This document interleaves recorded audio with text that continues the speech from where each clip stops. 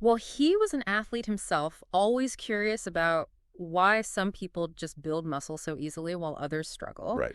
And that led him to molecular exercise physiology.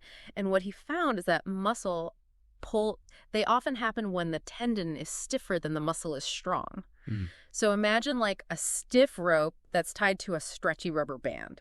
If you pull too hard, it's the rubber band that's going to snap. Ouch. That makes perfect sense. Yeah. It's like trying to, fling a baseball with a rigid arm. Right. Something has to give. For sure. So it's not just about building muscle. Uh-huh. It's about making sure that your tendons can handle the force that those muscles are generating. That's it. Yeah. And this is especially important for throwing athletes. Right. I mean, think about the stress that a pitcher's arm is under with every single throw. Yeah. I mean, from the rotator cuff through the elbow all the way to the wrist. If any of those tendons are too stiff, it's a recipe for disaster. So stiffness is the enemy. But isn't some stiffness necessary for, say, a powerful throw? Well, that's where the difference between stiffness and elasticity is crucial. Okay. So stiffness is resistance to any movement. Got it.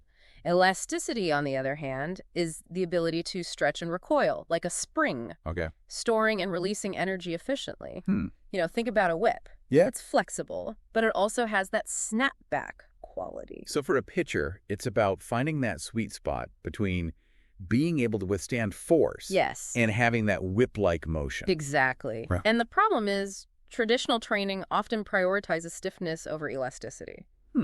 And that can be detrimental in the long run. Yes, definitely. So we need to find ways to keep our tendons elastic and strong. Uh-huh. What did Dr. Baar find that can help us do that?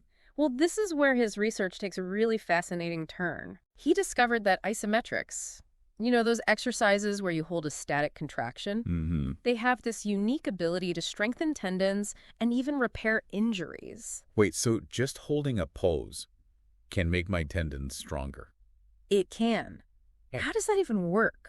So it's a concept called stress relaxation. Okay. So when you hold an isometric, the strongest parts of the tendon, they gradually relax. And this allows the load to be distributed more evenly.